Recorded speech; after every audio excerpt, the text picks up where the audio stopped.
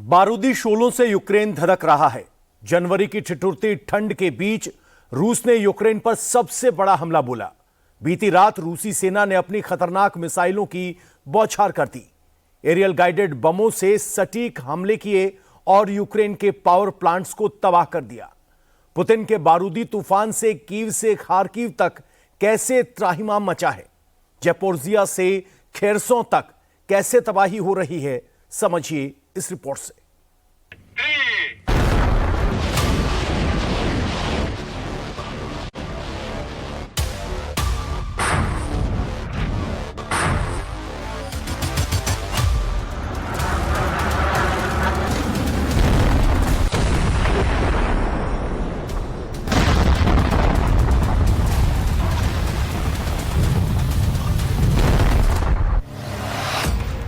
Ukraine के खिलाफ सबसे बड़ी स्ट्राइक, यूएन तक पहुंची धमाके की गूंज।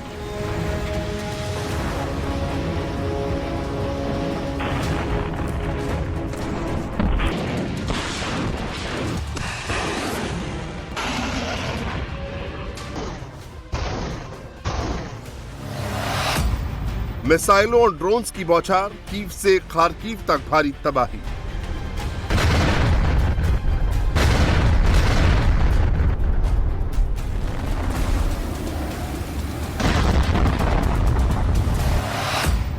ज़ेलेंस्की पर पुतिन का बारूदी तूफान, यूक्रेनी नागरिकों में त्राहिमाम।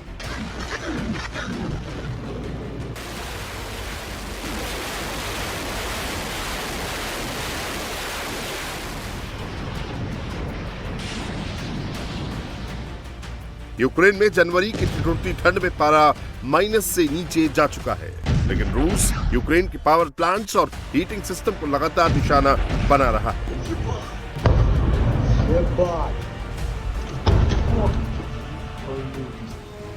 बीती रात को रूसी सेना ने यूक्रेन पर सबसे बड़ा वार किया है। 20 से ज्यादा बैलिस्टिक मिसाइलें दागकर यूक्रेन को दहला दिया है।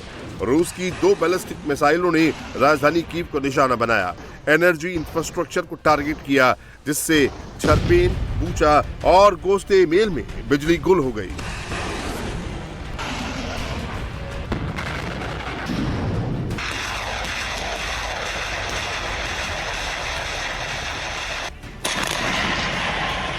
कीव के साथ ही खार्किव में भी ऊर्जा ठिकानों पर हमले हुए हैं, जिससे बिजली की आपूर्ति चरमरा गई है। बैलिस्टिक मिसाइलों के साथ ही रूस नई पीढ़ी के गेरॉन 5 स्ट्राइक ड्रोन से भी हमले कर रहा है। राष्ट्रपति पुतिन अब यूक्रेन में भारी तबाही मचाने के मूड में है। नए साल में रूस ने 100 से ज्यादा नए खतरनाक हथियारों को युद्ध में उतारा है।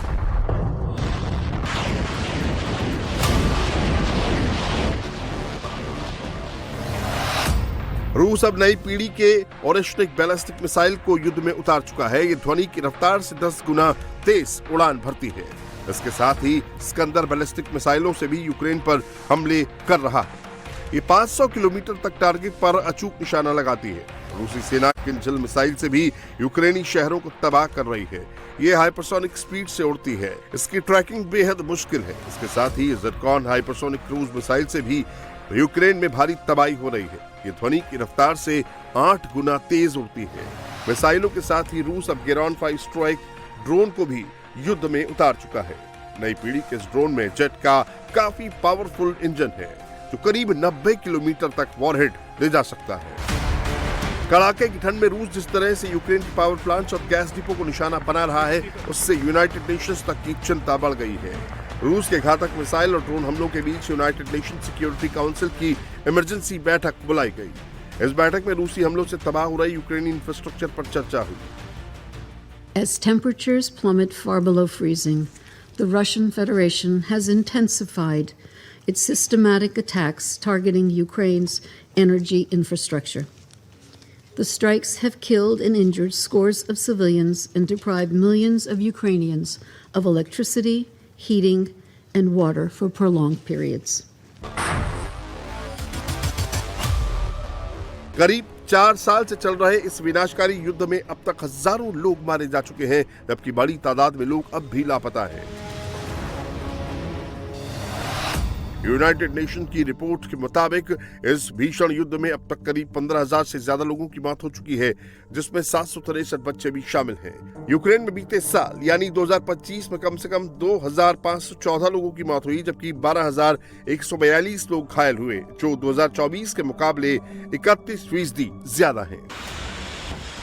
रूस और यूक्रेन के बीच जारी जंग के बीच अमेरिका का बड़ा बयान आया है। यूनाइटेड नेशन सिक्योरिटी काउंसिल की बैठक में अमेरिका के डिप्टी एम्बेसडर टेमू ब्रूस ने ओरेश्निक मिसाइल हमले का जिक्र किया।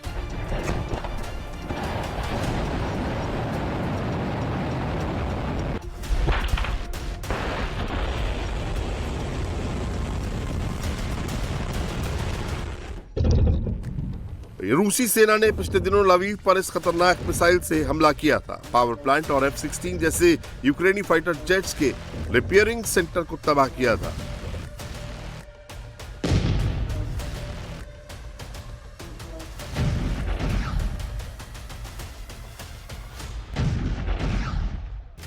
अमेरिका ने कहा कि रूस खतरनाक तरीके से जंग को बढ़ा रहा है।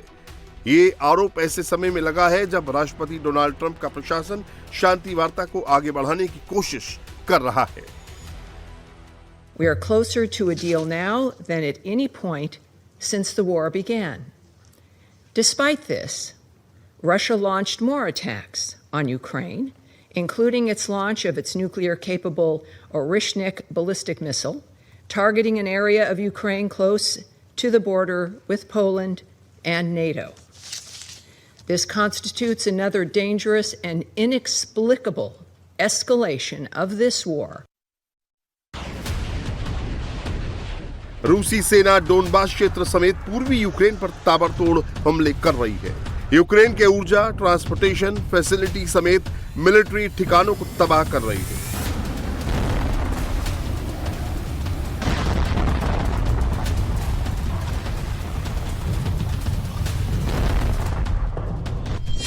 रूस का दावा है कि बीते 24 घंटे में उसकी सेना ने यूक्रेन के 157 इलाकों पर हमला किया।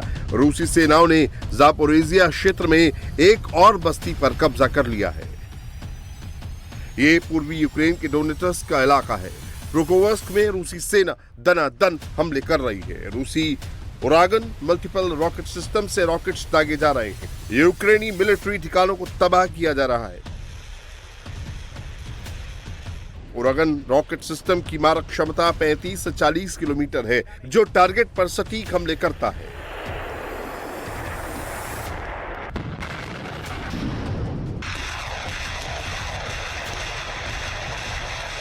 तबाही की ये तस्वीरें यूक्रेन के खार्किव की हैं। रूसी मालवा तोपखाने फटाफट आग उगल रहे हैं। ये हॉवित्जर तोपखाने यहां छिपे हुए यूक्रेनी गढ़ को तबाह कर रहे हैं। पूरा इलाका धुआं धुआं हो रहा है।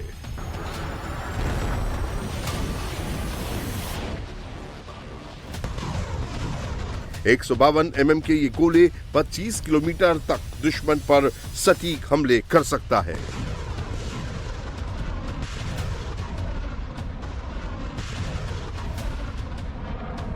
खार्किव के साथ ही जापोरोजिया क्षेत्र में भी भारी तबाही हो रही है। ये रूसी सेना का थर्मोबारिक रॉकेट सिस्टम है, जिससे यूक्रेनी बंकरों को ध्वस्त किया जा रहा है। रूस में इसे ब्लेंजिंग सन के नाम से जाना जाता है, जो धमाके के साथ तेज गर्मी और झटके पैदा करते हैं।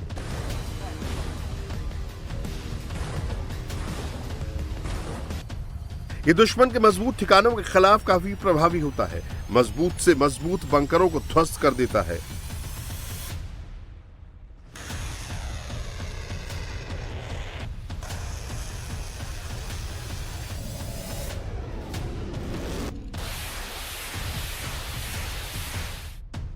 ये रूस का काफी ताकतवर ज़ियादसिंट बी हॉवित्जर है। दुश्मन के ठिकानों को ध्वस्त करने के लिए ये तोपखाने काफी असरदार हैं। बर्फीले जंगलों में ये दुश्मन के ठिकानों को पूरी तरह से ध्वस्त कर देता है। तस्वीरें डोनेट्स्क ओब्लास्ट के कॉन्स्टेंटिनोपल की है, जहां तोपखाने दनादन आग उगल रहे हैं।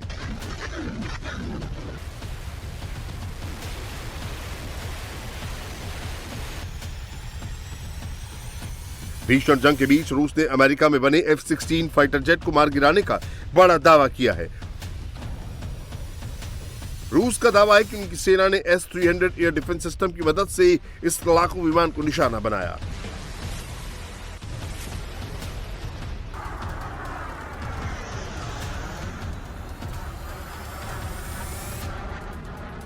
F-16 अमेरिकी फाइटर जेट है। 2024 में ही इसे यूक्रेन की एयर डिफेंस सिस्टम को मजबूत करने के लिए तैनात किया गया।